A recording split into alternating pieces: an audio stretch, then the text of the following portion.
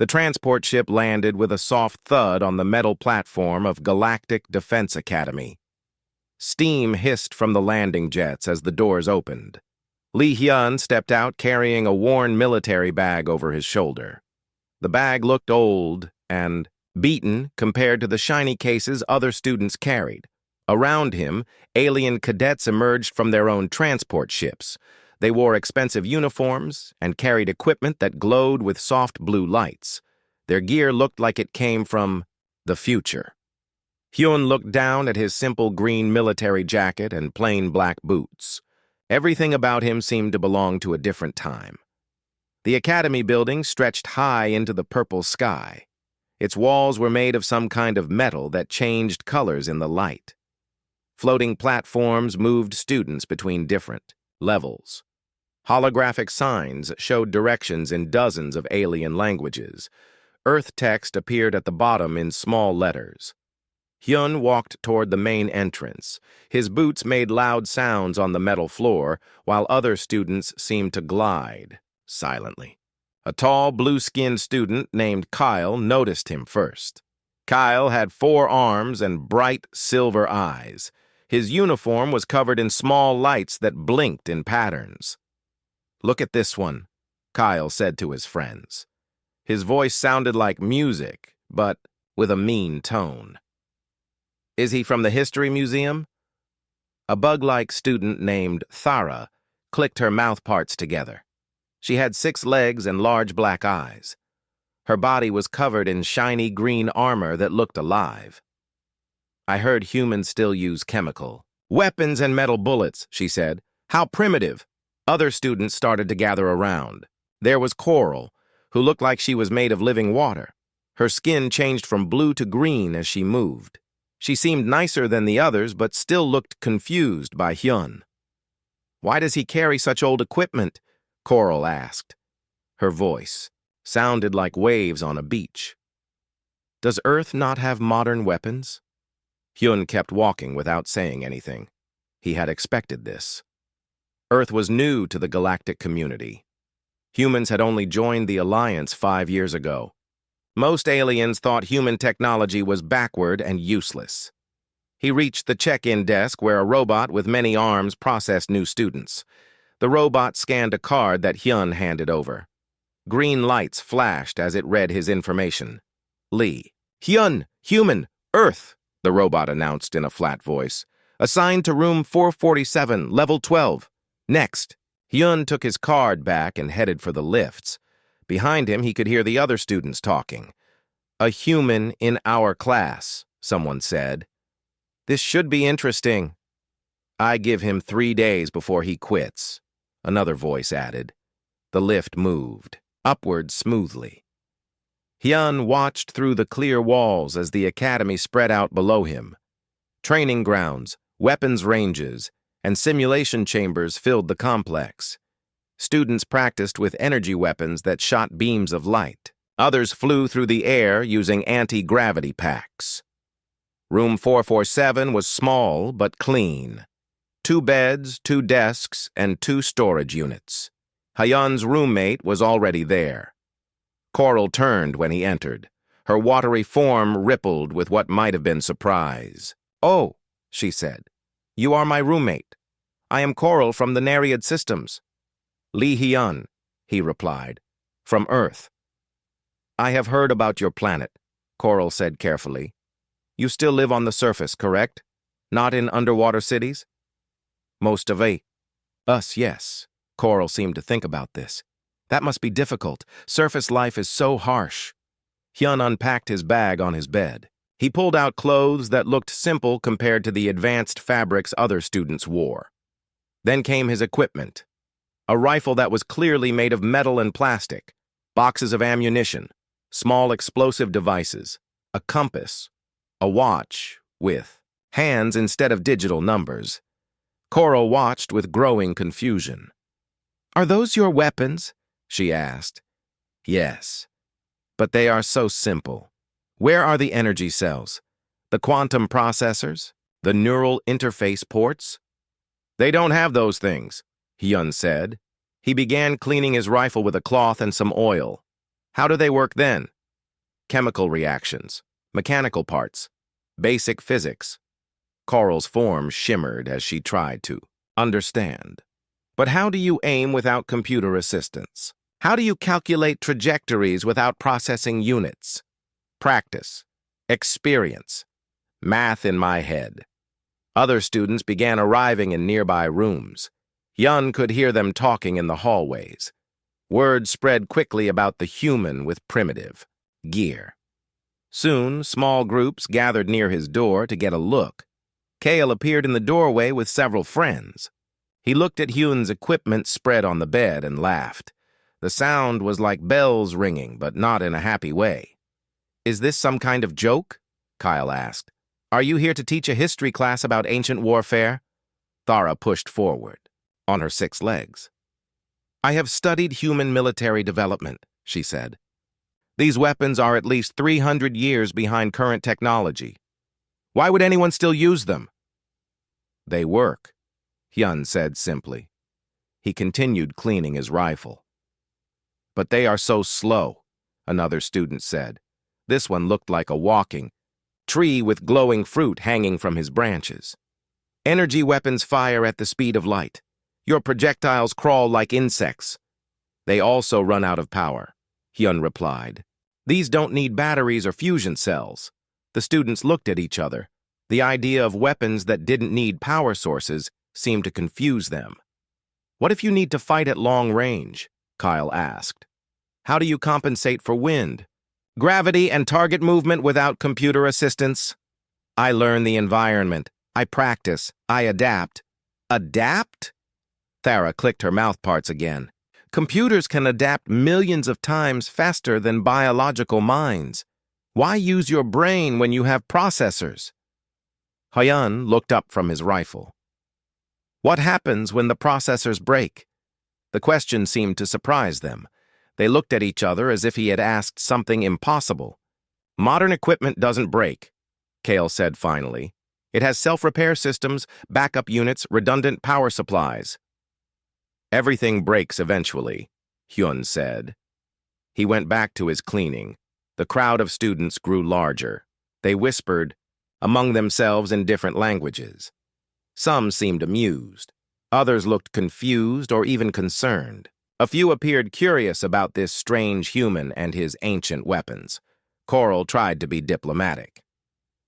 "Perhaps human equipment has advantages we do not understand," she said. "Like what?" Kyle challenged. "Being heavy, slow, unreliable, and primitive?" "They're simple," Hyun said. "Simple things are hard to break. Simple things keep working when complex things fail." "When would our technology fail?" Thara asked. "We have the most advanced weapons in the galaxy." Hyun didn't answer. He finished cleaning his rifle and began checking his other equipment. The crowd watched as he tested each item carefully. Everything he owned could be taken apart and put back together with basic tools. Nothing needed special power sources or computer connections. The bell rang for dinner. Students began moving toward the dining halls. As they left, Hyun heard their comments. "He'll learn quickly enough. Wait until training starts. Those old weapons won't help him then." "I almost feel sorry for him." Coral lingered behind. "Do you really think your equipment is better?" she asked quietly. Hyun looked at her. "I think different tools work better in different situations." "What situation would favor your tools over modern weapons?" Hyun smiled for the first time since arriving. "I guess we'll find out." As he headed for dinner, Hyun thought about his instructors back on Earth. They had warned him that other species would not understand human approaches to warfare. They relied too much on technology and not enough on adaptability. "Let them laugh," his old sergeant had said. "Laughter stops when the shooting starts and their fancy toys break down." Tomorrow, classes would begin. Tomorrow, he would start proving that sometimes the old ways were the best ways.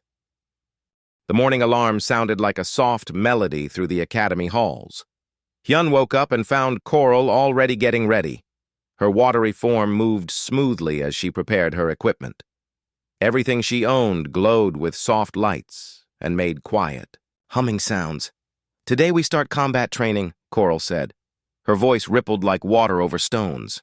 "I am excited to see how different species fight." Hyun nodded and began putting on his gear.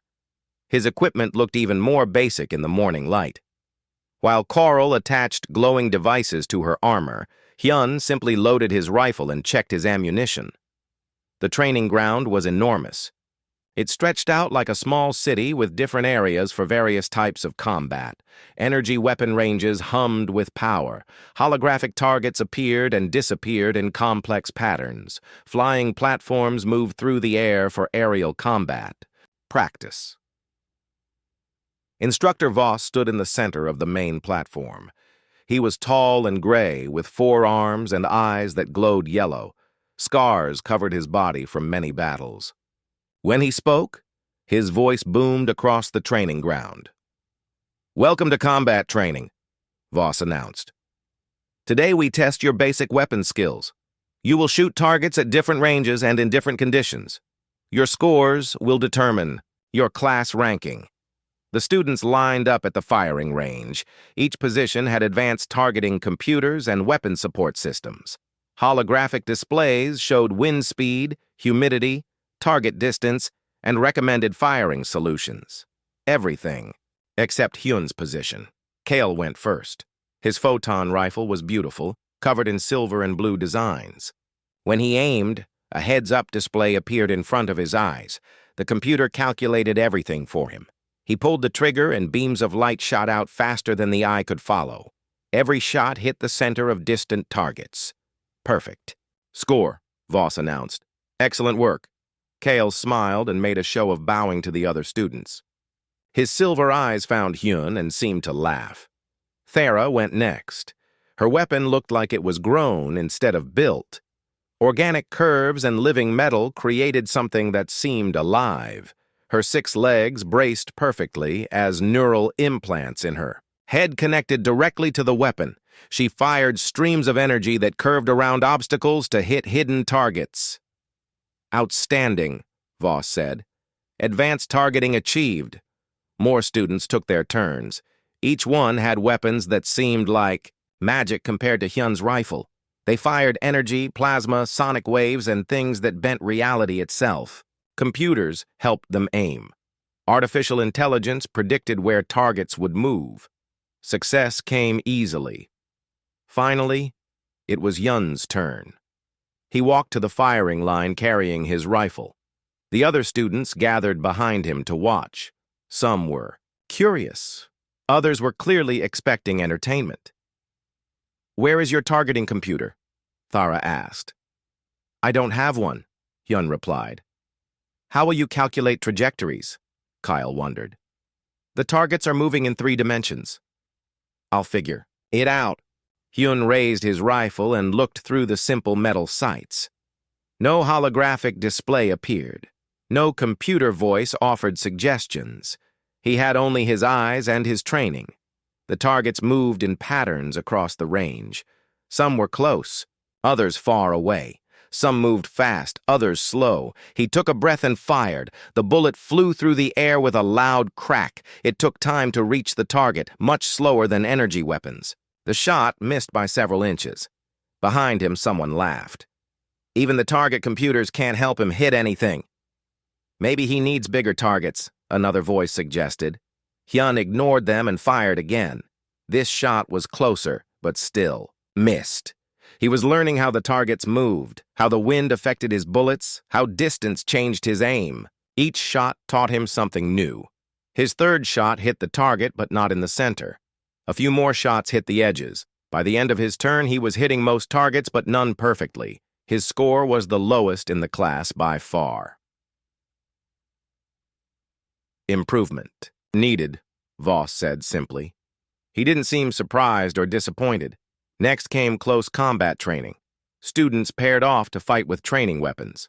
The arena created different environments: thick jungle, dark tunnels, open plains, urban ruins. Kale faced off against a student from the Crystal Worlds. Both had energy swords that cut through almost anything. Their weapons clashed in showers of sparks. Computer-assisted reflexes made them move faster than normal biology should allow. The fight was like a dance of light and sound. Thera used her neural implants to control multiple weapons at once. She fought 3 opponents simultaneously, her enhanced brain processing all the combat data instantly. Her movements were perfect, calculated to the millisecond. When Hyun's turn came, he faced a student named Jorik, who looked like a walking machine. Jorik's body was part metal, part flesh. His weapon was an energy staff that could change shape and power level instantly. The arena created a forest environment. Trees and undergrowth provided cover. Jorik immediately activated thermal vision and motion sensors. His weapon began scanning for Hyun's location. Hyun had no sensors, no computer assistance, no advanced technology. He had only his training and his basic equipment. He moved quietly through the forest, using natural cover and trying to stay hidden. Jorik found him quickly. The energy sensors made hiding almost impossible. When Jorik attacked, his weapon moved with mechanical precision. Hyun barely dodged the first strike. His simple combat knife seemed useless against the energy staff. The fight was over in seconds. Jorik's enhanced speed and computer-assisted targeting made victory easy. Hyun found himself on the ground, defeated completely. Match to Jorik, the arena announced. The other students had similar results. Every opponent had advantages that Hyun couldn't match. Faster reflexes, better weapons, computer assistance, enhanced senses. His simple human abilities seemed pathetic in comparison. During tactical exercises, things got worse. The class worked on battle planning using advanced simulation software. Holographic battlefields showed thousands of variables: weather patterns, enemy movements, resource availability, casualty projections. Computers calculated millions of possibilities instantly. The other students created complex strategies that used every advantage of modern warfare: energy shields, teleportation devices, orbital bombardment, time distortion weapons. Their plans were works of art, balanced perfectly by artificial intelligence. When Hyun suggested simple tactics, the class responded with silence or polite confusion. His ideas about using natural terrain, creating diversions with basic explosives, or moving quietly without electronic support seemed ancient to them. "Why would you hide behind rocks?" Kyle asked, "when you could use an invisibility field?" "Why set explosives manually?" Thara wondered, "when guided missiles are so much more accurate?" "Why march on foot?" Coral questioned, "when you could teleport or fly?"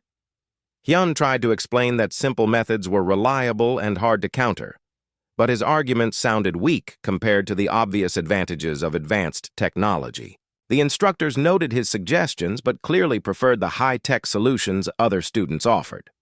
By lunchtime, Hyun's ranking was clear.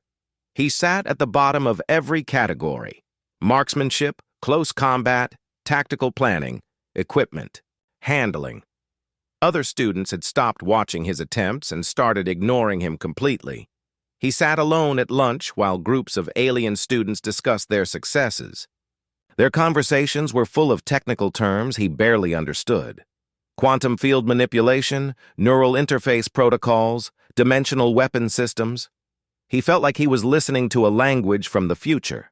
Mira, an Andromedan student, with pale blue skin and large dark eyes, approached his table. She moved gracefully, like she was floating instead of walking. Her equipment was less flashy than others, but clearly advanced. "May I sit here?" she asked politely. Hyun nodded. He was grateful for any friendly contact. "Your techniques are interesting," Mira said carefully. "Very different from what we learn." "Different isn't working very well," Hyun replied. "Perhaps you need time to adapt. This environment favors certain approaches over others." "What do you mean?" Mira looked around to make sure no one was listening. "The training exercises test specific skills using controlled conditions. Perfect environments for advanced technology. But real combat is rarely so perfect." Before Hyun could ask what she meant, Kale appeared at their table with several friends. Still trying to figure out how your ancient weapons work? Kale asked mockingly. Maybe you should ask for a museum job instead of military training. Leave him alone, Mira said quietly. Why defend failure? Thara clicked her way over to join the group. He scores lowest in every category. His equipment belongs in a history book. He makes the whole class look bad. Some of us are here to learn, Mira replied, not just to show off. Learn what? Kale laughed. How to lose every competition. How to use Stone Age technology. How to embarrass the academy. Hyun stood up slowly. He looked at Kale and the other students surrounding the table. Their expensive equipment glowed softly in the afternoon light. Their confident faces showed no doubt about their superiority. You're right, Hyun said calmly. I am the worst student in this class. My equipment is old and simple. My methods are primitive. The group looked satisfied with his admission. But, Hyun continued, training exercises aren't real combat. Perfect conditions don't last forever. And sometimes the old ways work when the new ways fail. When would our technology fail? Kale challenged. These are the most advanced weapons in the galaxy. I don't know, Hyun admitted. But if it ever does fail, you'll need to know how to fight without it. I already do. He walked away from the table, leaving the aliens to discuss his strange confidence. Mira watched him go with thoughtful eyes. That afternoon brought more exercises and more failures for Hyun. But he kept learning, kept adapting, kept improving slowly. His scores remained low, but his understanding grew deeper. As evening approached, Instructor Voss announced a special training mission. Next week, you will face field exercises on planet Kepler 442c, he said. This will test everything you have learned in real conditions. Prepare accordingly. The students buzzed with excitement. Real field training meant a chance to prove themselves outside the controlled academy environment. Hyun listened carefully to the mission briefing. Kepler 442c was known for harsh conditions and unpredictable weather. Most importantly, it had natural electromagnetic fields that sometimes interfered with sensitive equipment. For the first time since arriving at the academy, Hyun smiled. The transport ships descended through thick gray clouds toward the surface of Kepler 442c. Through the small windows, Hyun could see a world of red rocks and strange purple plants. Lightning flashed constantly in the distance, and the air seemed to shimmer with energy. Beautiful planet, Coral said from across the transport bay. Her watery form rippled with excitement. The electromagnetic fields create such interesting patterns. Kale checked his photon rifle for the 10th time. The status lights glowed green. His targeting computer ran perfect diagnostics. This should be easy, he said confidently. Our equipment is designed for any environment. Thera's neural implants hummed softly as they processed data about the planet. My systems show optimal performance, she reported. All combat enhancements are functioning normally. The other students seemed equally confident. Their advanced weapons charged efficiently from the ship's power systems. Holographic displays showed detailed maps of the planet's surface. Everything appeared to be working perfectly.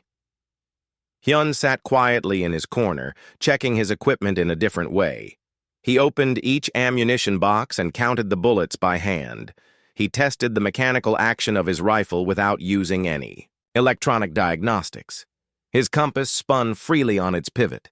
His watch ticked steadily, keeping perfect time with simple gears and springs. Instructor Voss stood at the front of the transport bay. His yellow eyes surveyed the students as he explained the mission one final time. You will be divided into teams of 4, he announced. Each team must locate and secure 3 strategic points across the planet's surface. You have 7 days to complete the mission. Points will be awarded for stealth, efficiency, and tactical innovation. He gestured to a holographic map that appeared in the center of the bay. Red dots marked the strategic locations. They were spread across different types of terrain: rocky mountains, dense forests, and open plains. Combat drones will patrol the area, Voss continued. They are programmed to simulate enemy forces, avoid detection when possible, eliminate threats when necessary, work as a team to succeed. The students were assigned to teams. Hyun found himself grouped with Mira, a student named Dek, who looked like a walking crystal, and another called Zin, whose body seemed to be made of living metal. It wasn't the worst possible team, but it wasn't the best either. Kale was placed with 3 other top students. Thara led a team of the most technically advanced cadets. The teams were clearly designed to test different approaches to the mission. "Remember," Voss said as the ships prepared to land, "this exercise will test everything you have learned. The Yaching planet's natural conditions may present unexpected challenges. Adapt accordingly." The transport ships landed with soft thuds on a rocky plateau. Steam hissed from the landing jets as the doors opened. Hyun stepped out and immediately felt something different about the air. It tasted metallic and made his skin tingle slightly. Around the landing zone, the other teams were already organizing their equipment. Holographic displays showed detailed tactical information. Energy weapons hummed with power. Computer systems calculated optimal routes to the strategic objectives. Hyun's team gathered their gear more slowly. Mira had elegant weapons that seemed to bend light around them. Dek carried devices that could manipulate gravity and matter at the molecular level. Zin's metallic body could interface directly with any electronic system. "What is our strategy?" Mira asked politely. She looked at Hyun's simple equipment without judgment, but clearly expected him to follow her lead. "We should analyze the terrain first," Dek suggested. His crystal body refracted light in beautiful patterns as he moved. "My geological sensors can map the optimal path to each objective." "I can hack into the drone patrol systems," Zin offered. His voice sounded like music made from metal. "We could avoid detection entirely." Hyun listened to their suggestions while studying the landscape with his own eyes. The red rocks formed natural corridors and hiding spots. The purple plants grew in patterns that could provide camouflage. Lightning strikes seemed to follow predictable paths through the mountains. "Those are good ideas," Hyun said carefully. "But maybe we should also have backup plans that don't depend on technology." His teammates looked at him with polite confusion. The idea of backup plans for technology that couldn't fail seemed unnecessary to them. "Why would we need backups?" Dek asked. "Our equipment has never malfunctioned. This planet has strong electromagnetic fields," Hyun pointed out. "Sometimes that can interfere with sensitive electronics." "Our systems are shielded against interference," Zin replied confidently. "Standard military equipment is designed for hostile environments." Mira nodded in agreement. "Electromagnetic interference was solved centuries ago. Modern weapons adapt automatically to any conditions." Hyun decided not to argue. Instead, he quietly made his own preparations. He studied the terrain manually, noting landmarks and natural features. He checked the wind direction using simple techniques his instructors had taught him. His compass showed magnetic north, which was different from true north on this planet. The first day went smoothly for all teams. Kyle's group moved efficiently toward their first objective, their advanced sensors detecting drone patrols from great distances. Thara's team used sophisticated jamming equipment to become invisible to electronic detection. Hyun's team followed Mira's lead, using her light-bending technology to stay hidden. Dek's geological sensors mapped safe paths through the rocky terrain. Zin interfaced with abandoned mining equipment to create additional cover. By evening, most teams had reached their first strategic points. The advanced alien technology worked exactly as expected. Energy weapons remained fully charged. Computer systems processed data perfectly. Electronic sensors detected threats with precision. Hyun noticed small things that others missed. His mechanical Watch kept better time than some of the digital chronometers, which showed tiny discrepancies. His compass remained steady while electronic navigation systems occasionally flickered for brief moments. "Are you seeing any interference?" he asked Mira quietly as they made camp. She checked her equipment displays. Everything showed green lights and normal function. No interference detected. All systems operating normally. But Hyun could feel something in the air. The metallic taste was stronger now. Lightning flashed more frequently. The electromagnetic fields seemed to be building toward something larger. On the second day, the teams continued toward their objectives. The mission remained on schedule. Advanced technology continued to function properly. The students grew more confident with each successful objective reached. Kyle's team secured their second strategic point using coordinated energy weapon strikes. Their targeting computers calculated perfect firing solutions. Their communication systems maintained constant contact with other teams. "This is almost too easy," Kyle broadcast to the other teams. "I expected more challenge from a field exercise." Thara's team used neural interface technology to control multiple drones simultaneously. They cleared patrol routes with mechanical precision. Their enhanced processing power made tactical decisions faster than biological minds could think, but Hyun continued to notice small problems. Electronic equipment took slightly longer to power up each morning. Digital displays flickered occasionally in certain areas. Communication signals sometimes carried static that the filters couldn't quite eliminate. "The electromagnetic interference is getting stronger," he told his teammates. They ran diagnostic checks on their equipment. Everything still showed normal operation. The interference was too subtle for their systems to detect as a problem. "Diagnostics show all green," Deck reported. "Systems are functioning within normal parameters." "Maybe you're just nervous about the mission," Zin suggested kindly. "Electromagnetic fields can feel uncomfortable to biological senses." Mira was more thoughtful. "What exactly are you noticing?" she asked. Hyun pointed to his compass. The needle trembled slightly as they walked. "Magnetic fields are fluctuating. My watch runs slightly fast in some areas and slow in others. The lightning patterns are changing." "Those could be normal planetary variations," Mira said, but she sounded less certain than before. By the third day, subtle changes became more noticeable. Energy weapon charge times increased from seconds to minutes in some locations. Holographic displays developed slight distortions. Computer processing speeds fluctuated unpredictably. Most students attributed these changes to normal equipment variations. Their diagnostic systems still reported no problems. The interference remained below the threshold that would trigger warnings or system failures. But Hyun's simple equipment worked exactly the same as always. His rifle fired with consistent accuracy. His mechanical tools functioned perfectly. His compass and watch remained reliable in all conditions. As the third evening approached, the sky began to change. The gray clouds darkened to deep purple. Lightning became constant instead of occasional. The air hummed with energy that everyone could feel. "Weather systems show storm approaching," reported one of the teams. "Should clear by morning." Hyun studied the sky with growing concern. This didn't look like a minor storm. The electromagnetic readings his simple compass showed were unlike anything in his training materials. "I think we should prepare for equipment failures," he told his team. The fourth morning began with the most beautiful sunrise Hyun had ever seen. Purple and gold lights danced across the sky in patterns that seemed almost alive. But the beauty came with danger. These were not normal sunrise colors.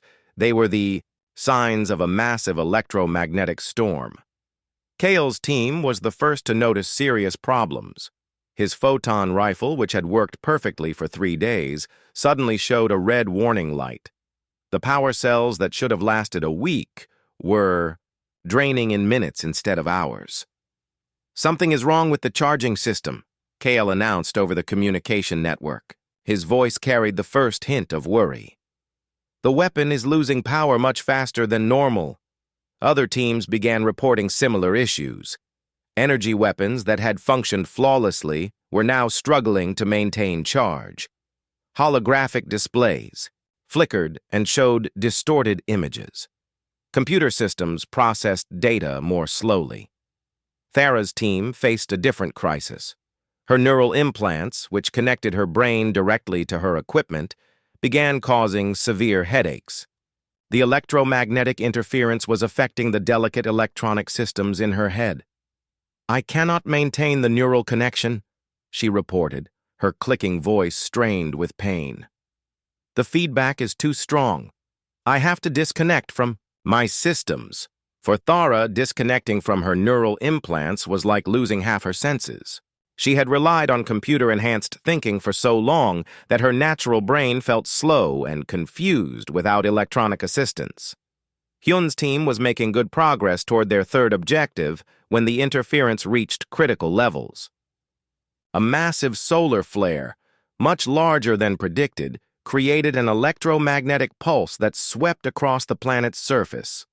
Mira's light-bending equipment suddenly failed completely. Her elegant weapons went dark, their power cells drained instantly. "This is impossible," she said, staring at her useless gear. "These systems are designed to withstand any natural electromagnetic event." Dek's geological sensors died with bright flashes of sparks. His crystal body, which had interfaced seamlessly with electronic systems, now felt disconnected and alone. "I cannot map our route anymore," he admitted. "The sensor network is completely offline." Zin, whose metallic body was essentially a living computer, suffered the worst effects. The electromagnetic pulse caused painful feedback throughout his nervous system. He collapsed, his body convulsing as electrical systems inside him struggled to adapt. "Help me," Zin called weakly. "I cannot control my own functions. The interference is overloading my neural pathways." All across the planet, similar disasters struck every team simultaneously. Advanced alien technology, which had seemed invincible just hours before, failed in spectacular fashion. Energy weapons became expensive paperweights. Computer systems crashed and refused to restart. Communication networks went completely silent. But Hyun's equipment worked exactly as it always had. His ballistic rifle didn't need power cells or computer processors. His mechanical tools operated independently of any electronic systems. His compass spun freely, unaffected by the electromagnetic chaos. "My gear is still functional," he announced to his struggling teammates. "We need to help the others." "How?" Mira asked desperately. "Without our technology, we are helpless. I cannot even navigate without my positioning systems." Hyun pulled out a paper map and his compass. The map looked ancient compared to the holographic displays everyone else had. "Been using? We navigate the old way, using landmarks, compass readings, and basic math." His teammates stared at the paper map like it was an alien artifact. None of them had ever used such primitive navigation methods. The idea of finding their way without computer assistance seemed impossible. "I do not understand how to read that," Dek admitted. "My people have used electronic navigation for thousands of years." "I will teach you," Hyun said patiently. He showed them how to match the shapes on the map to the landscape around them, how to use the compass to determine direction, how to estimate distance by counting steps and time. While his teammates struggled to learn these basic skills, Hyun began implementing solutions to their larger problems. He used his rifle to signal other teams, firing shots into the air in pattern codes. The sound carried much farther than their failed communication systems. Soon, other teams began converging on their position. They arrived in various states of technological disaster. Some students carried weapons that had become too hot to hold safely. Others had equipment that sparked and smoked from electrical damage. Kyle appeared first, his once proud photon rifle now a dead weight on his shoulder. His silver eyes, which had always seemed so confident, now showed confusion and fear. "How is your equipment still working?" he asked Hyun. "It doesn't depend on electronics," Hyun explained. Mechanical systems aren't affected by electromagnetic interference. But how do you aim without targeting computers? Kyle wondered. How do you calculate firing solutions without processors? Hyun showed him the simple metal sights on his rifle. I aim with my eyes. I calculate in my head. I adjust for wind and distance through practice and experience. Kyle looked at the primitive, sights with new respect. For the first time, he began to understand that simple didn't mean inferior. Thara arrived next, her 6 legs moving unsteadily without computer assistance. Her neural implants were completely offline to prevent further damage. I cannot think clearly without my processing enhancement, she said. Everything seems so slow and difficult. Your natural brain is more capable than you realize, Hyun told her. You just need to trust it again. As more students gathered, Hyun realized the situation was becoming genuinely dangerous. What had started as a training exercise was now a real survival scenario. The electromagnetic storm had knocked out their extraction beacon and emergency communication systems. No one could contact the academy. We need to reach the extraction point manually, Hyun announced to the group. It's 50 kilometers north of here. We'll have to walk. Walk? Coral's watery form rippled with distress. 50 kilometers without transportation or guidance systems? That could take days. 3 days if we move efficiently, Hyun calculated. But first we need to deal with the patrol drones. The combat drones that were supposed to simulate enemy forces had also been affected by the electromagnetic storm. But instead of shutting down, they had reverted to their most basic programming. Eliminate all targets. Without the safety protocols. Provided by their advanced control systems, they were now genuinely dangerous. My weapons cannot penetrate drone armor, Mira said, looking at her dead equipment. Energy weapons were our only effective option. Hyun examined one of the failed energy rifles. The technology was far more advanced than anything from Earth, but it was also incredibly complex. Thousands of components had to work together perfectly for the weapon to function.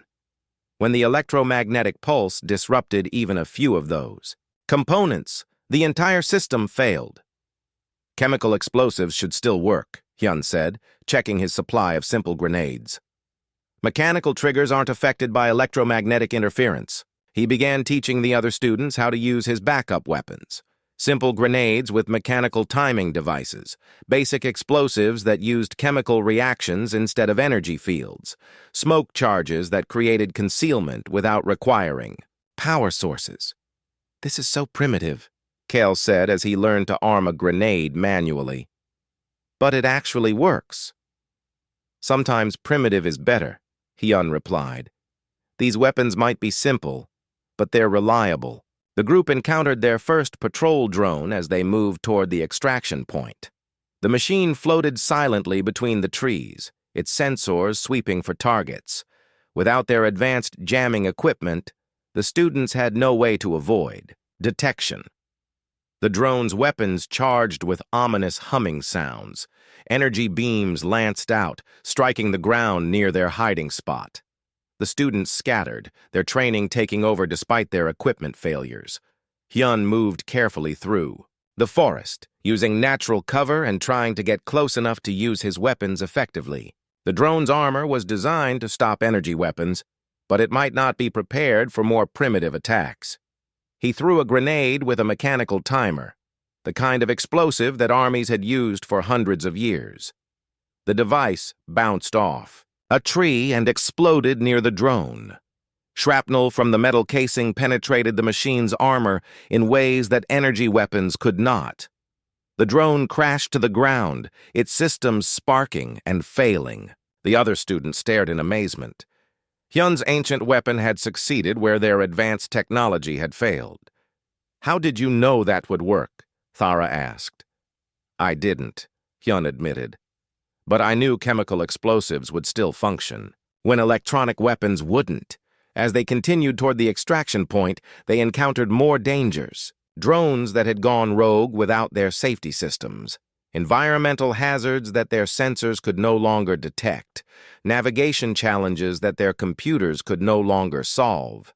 Each problem required solutions that didn't depend on advanced technology, using landmarks for navigation, creating diversions with simple noisemakers, building shelter from natural materials, starting fires without electronic ignition systems.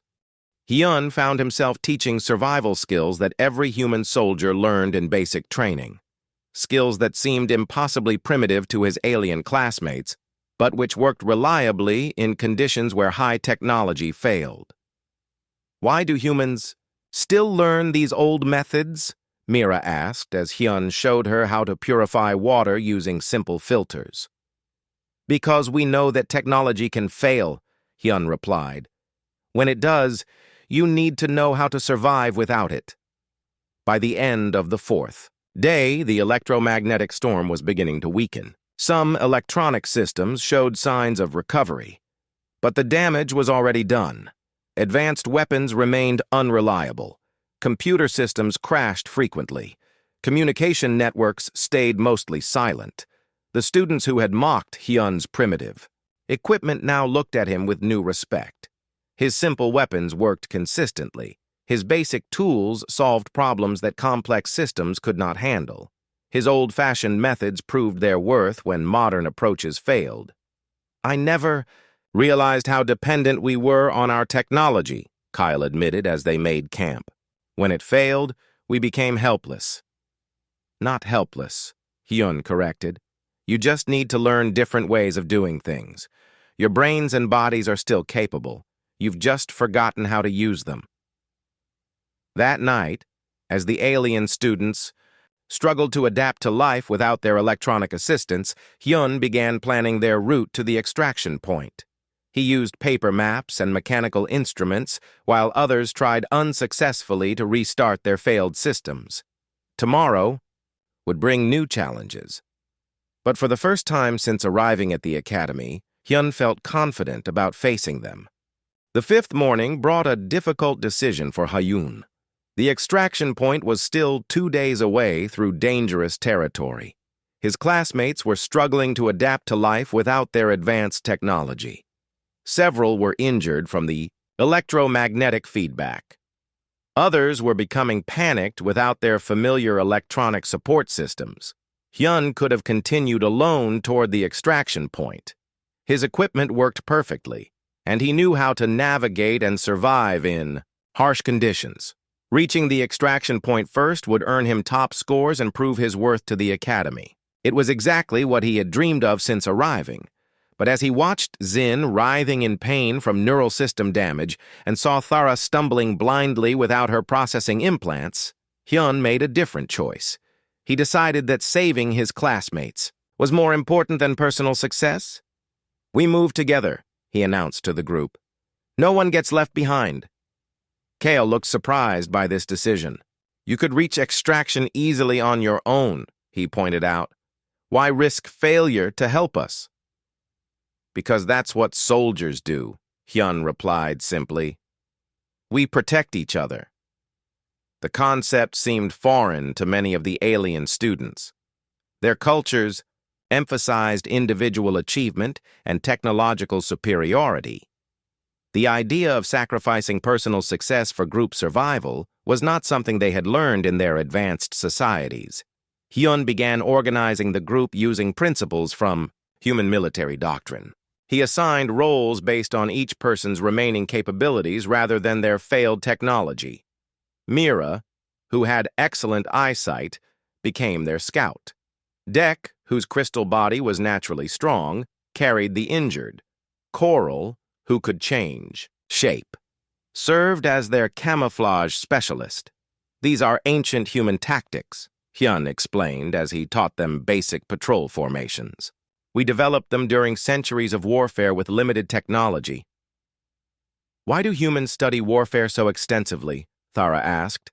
Her voice still clicked with pain from her disconnected implants, but she was beginning to think more clearly without computer assistance. Because we've had to fight for everything, Hyun replied. Our planet has limited resources and harsh conditions.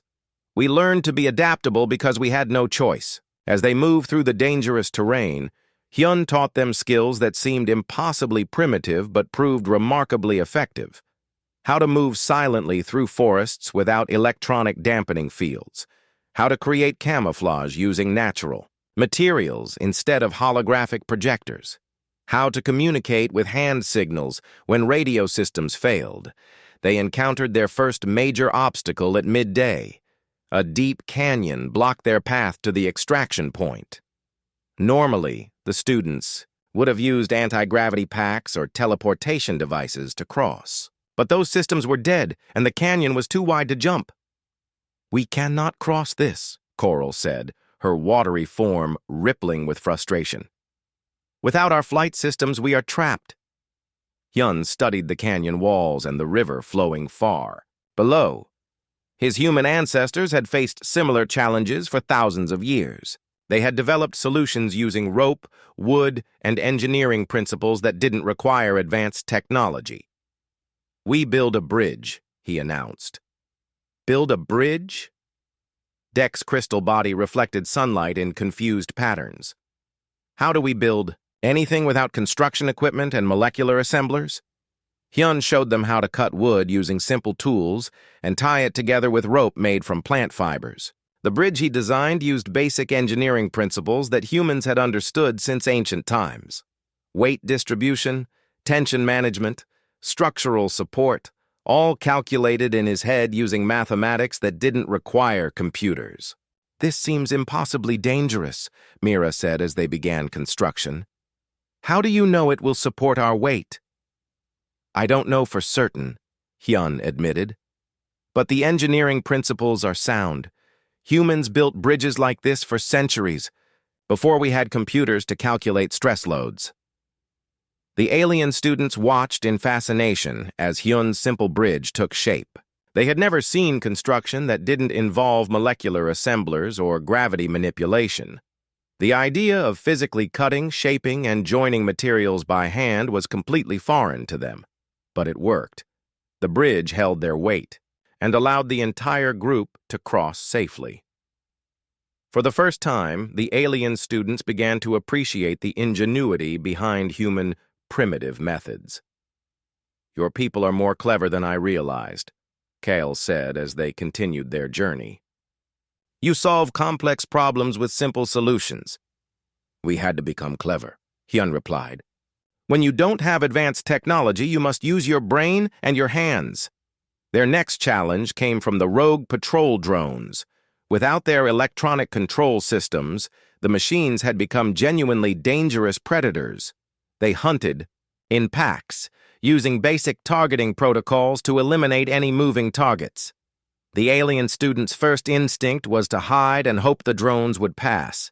Without their jamming equipment and stealth technology, they felt helpless against the mechanical hunters.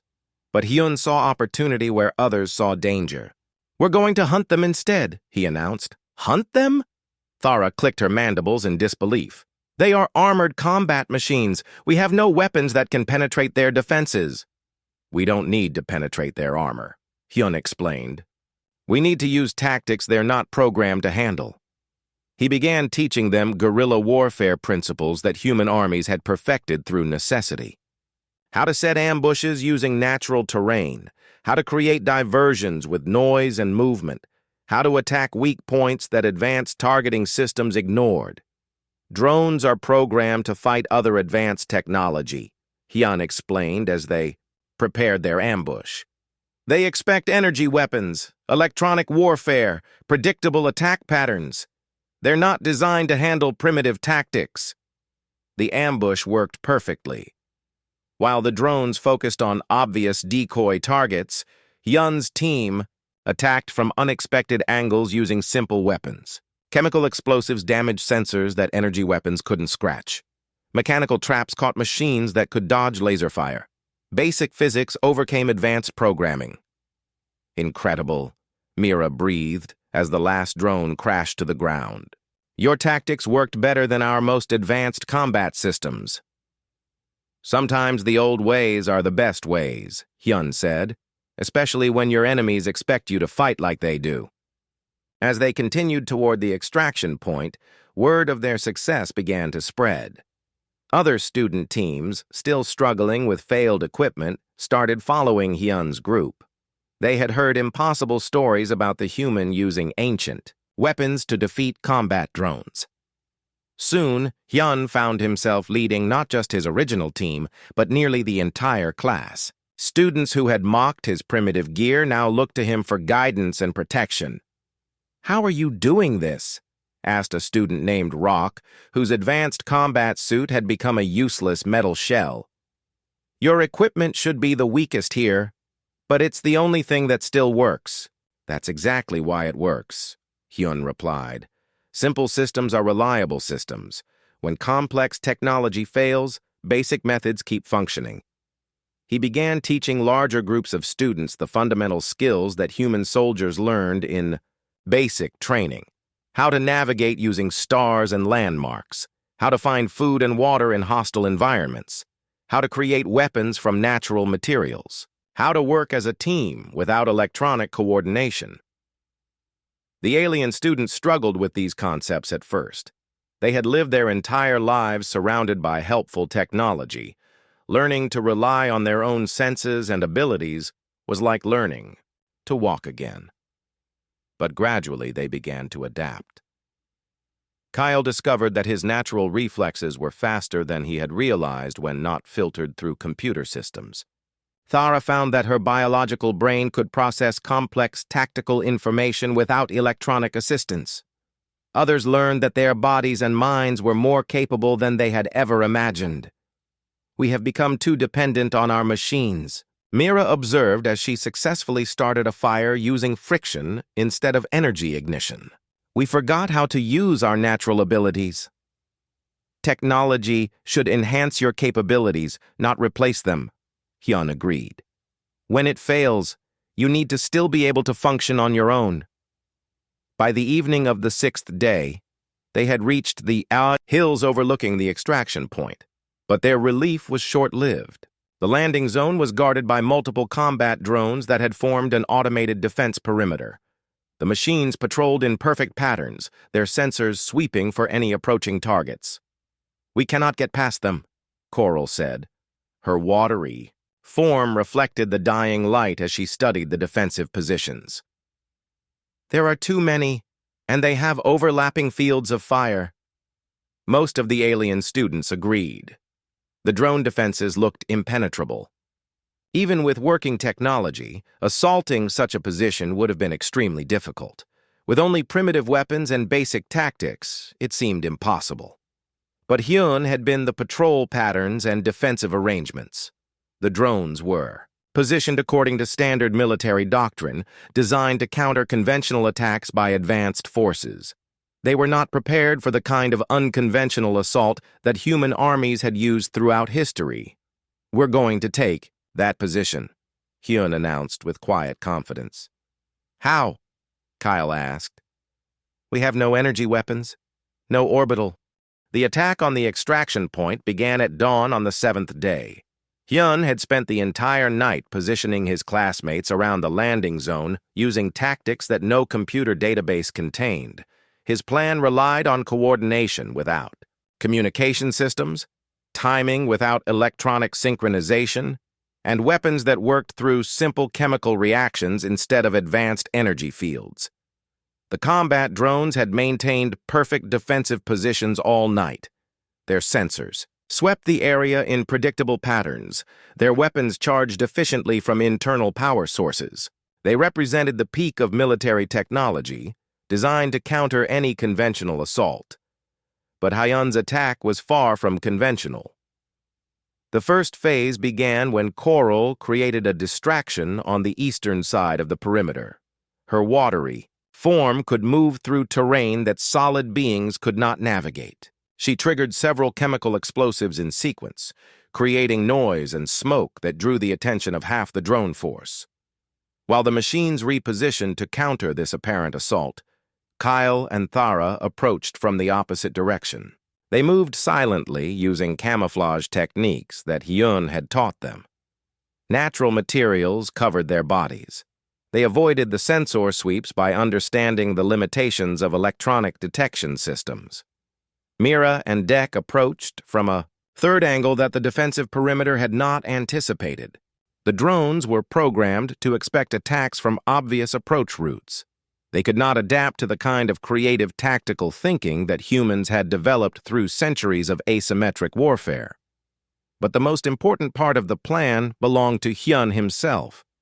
While his classmates created multiple diversions, he moved directly toward the center of the defensive position.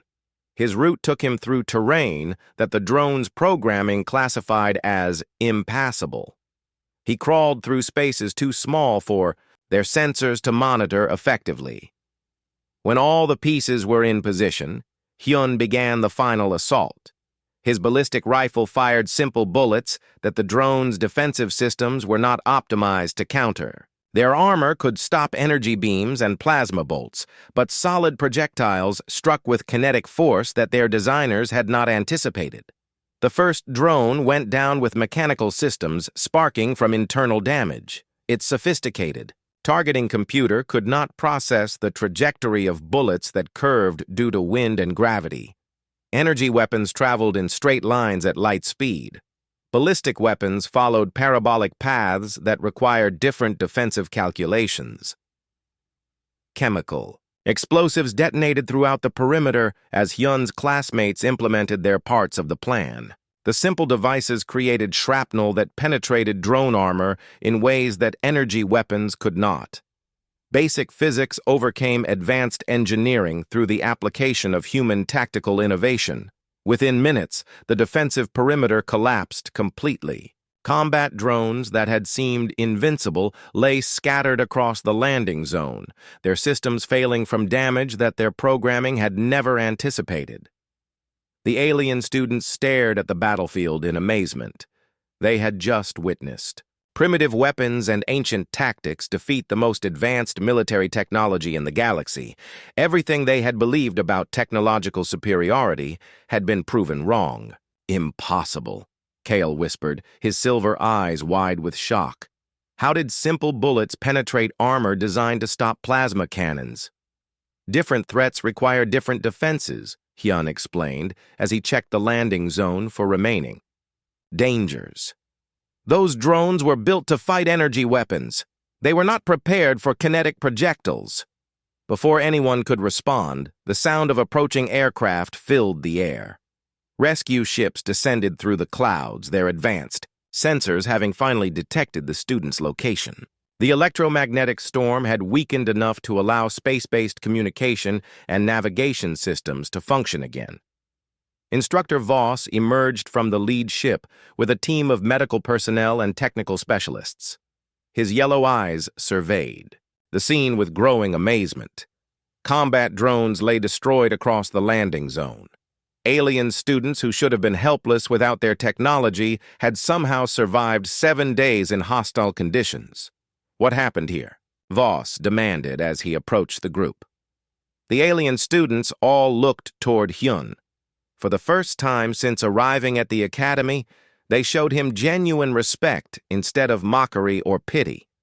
Lee Hyun saved us, Mira said simply. When our technology failed, his primitive equipment kept working. He taught us how to survive using methods we had never learned.